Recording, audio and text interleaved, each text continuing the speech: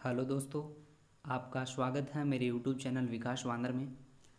बहुत से दोस्तों के बीएसएफ आरओ आरएम वैकेंसी 2020 के बारे में कमेंट आ रहे थे और उन कमेंट में जो भी डाउट था उनको क्लियर करने के लिए मैं वीडियो बना रहा हूँ।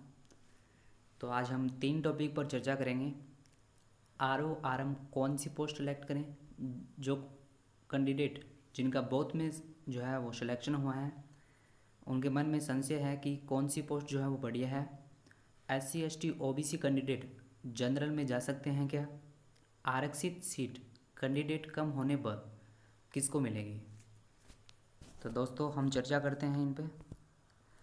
तो आप यहाँ पर देख सकते हैं कि 25% वैकेंसी जो है वो quota against department BSF serving personnel जो है आरओ के अंदर जो है 115 वैकेंसी जो है वो 25% जो है वो इनका कोटा होता है BSF के सर्विंग पर्सनल का, उनके लिए आरक्षित है। 115 सीटें जो है आरओ के अंदर आरक्षित हैं और 196 सीटें जो हैं वो आरएम के अंदर आरक्षित हैं।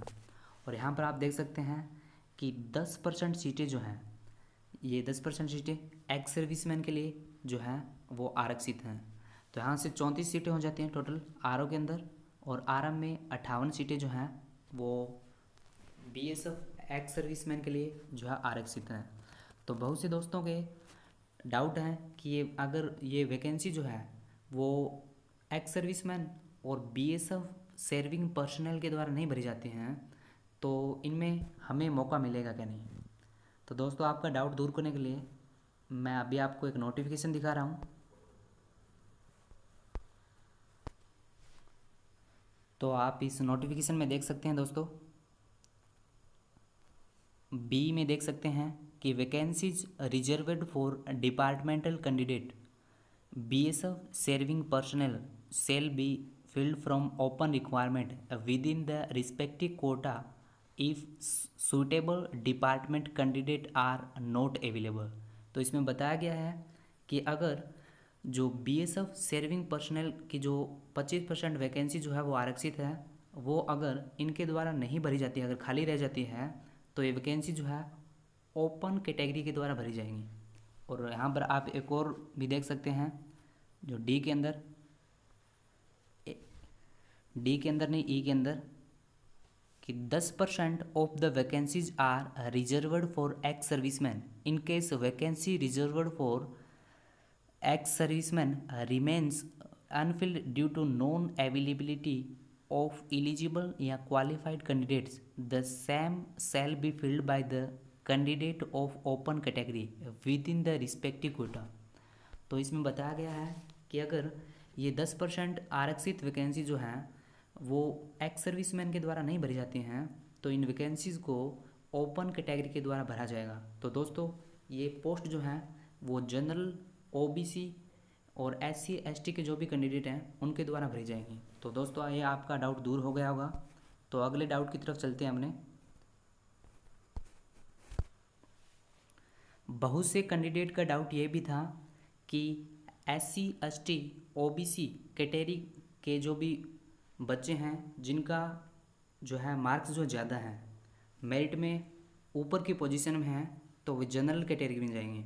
यहाँ पर मैं आपको दिखा दूँ इस नोटिफिकेशन में कि आपको ये दिख रहा होगा 5 नंबर में, if any candidate of reserved category find place in merit without availing any relaxation he she will be placed in merit against the UR category.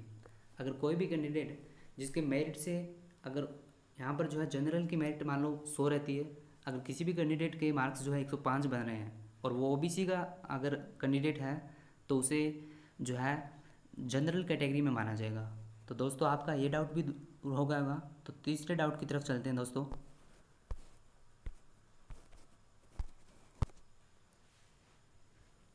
बहुत से कैंडिडेट के मन में डाउट ये भी है कि आरओ और आरएम में से कौन सी पोस्ट जो है वो बढ़िया है। तो दोस्तों आरओ और आरएम दोनों ही पोस्ट जो है वो हेड कांस्टेबल की हैं। इस वैकेंसी के अंदर जो है दोनों ही पोस्टें हेड कांस्टेबल की हैं, लेकिन कुछ कैंडिडेट सोच रहे हैं कि आरएम जो है ASI की पोस्ट है। तो ऐसा नहीं है दोस्तों, क्योंकि 2016 में जो आरएम की और आरओ की वैकेंसी आई थी उसमें आरएम जो थी वो एएसआई की पोस्ट थी, जबकि इस वैकेंसी के अंदर जो है वो ये वैकेंसी जो है, इस वैकेंसी में आरएम की पोस्ट जो है वो हेड कांस्टेबल की है। तो आप जो है अपने माइंड के अनुसार जो है आरओ और आरएम में से किसी को भी सेलेक्ट कर सकते हैं। दोनों ही पोस्ट जो हैं एक ही बराबर की हैं।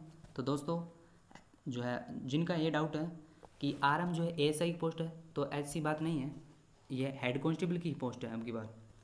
तो दोस्तों ऐसी ही अपडेट पाने के लिए सब्सक्राइब करें मेरे यूट्यूब चैनल विकास वानर को।